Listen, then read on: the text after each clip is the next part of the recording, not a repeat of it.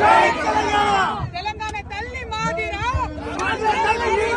తెలంగాణ తల్లి మాదిరా, తెలంగాణ తల్లి మాదిరా, జై తెలంగాణ, జై తెలంగాణ, జై తెలంగాణ, జై తెలంగాణ. బతుకమ్మ తల్లి మాదిరా, బతుకమ్మ తల్లి మాదిరా, జై తెలంగాణ, జై తెలంగాణ, జై తెలంగాణ, జై తెలంగాణ. కాంగ్రెస్ ప్రభుత్వం రేవంత్ రెడ్డి గారు మరి ఉద్యమంలో ఉన్నటువంటి ఇంకొక విగ్రహాన్ని మేము సెక్రటరీలో పెట్టినాం, అదే మీ తెలంగాణ తల్లి అని చెప్తా ఉన్నారు. కానీ తెలంగాణ ఉద్యమంలో ఉన్నటువంటి మేమందరం ఉద్యమ కాలంలో పెట్టుకున్నటువంటి మా తల్లినే ప్రతిష్ఠించుకుంటామని ఇవాళ ఇక్కడ జగిత్యాలలో భూమి పూజ చేసుకోవడం జరుగుతూ ఉంది. మీరు గెజెట్ ఇచ్చినా ఇచ్చినా భయపడేది లేదు. ఖచ్చితంగా తెలంగాణ ఉద్యమ కాలంలో మా అందరికి ధైర్యాన్ని నింపి మా అందరికి స్ఫూర్తినిచ్చినటువంటి ఆ తెలంగాణ తల్లినే ఉద్యమ తల్లినే నిలుపుకుంటాం. ఆ ఉద్యమ తల్లి చేతిలోని బతుకమ్మను సగర్వంగా విశ్వమంతా కూడా వ్యాపించేలాగా ప్రయత్నం చేస్తాం. జీవోలతోని భయపెట్టలేరు, కేసులతోని భయపెట్టలేరు.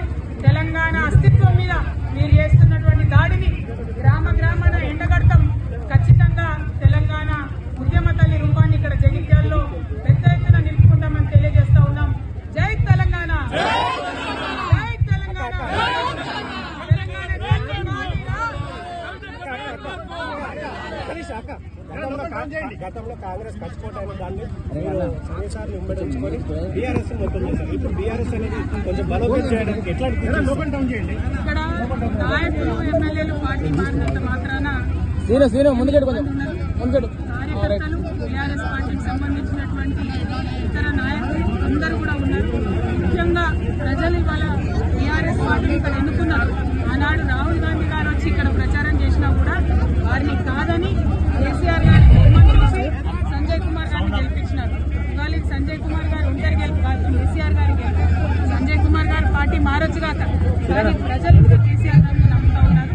కాబట్టి ఖచ్చితంగా ఇక్కడ టీఆర్ఎస్ పార్టీని ఇంతకు ముందు కన్నా ఇంకా పటిష్టం చేస్తాం.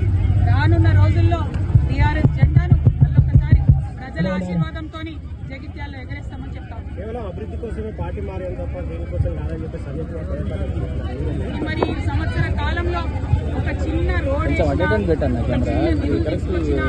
కొండగట్టు పనులు కావచ్చు, జగిత్యాల పనులు కావచ్చు, మొత్తం జిల్లాలో జరగాల్సినటువంటి కూడా కుంటుపడ్డ విషయం ఇక్కడ సంజయ్ గారు మనందరికీ కూడా ఎక్స్ప్లెయిన్ చేయాలి. ఈ సంవత్సర కాలంలో ఒక చిన్న పని కూడా రాలేదు, కనీసం ఒక చెరువు పూడికతో కూడా తీయలేదు. కాబట్టి ఏం అభివృద్ధి తీసుకొచ్చింది ప్రజలకు వారు చెప్పుకోవాల్సి ఉంటుంది. Thank you.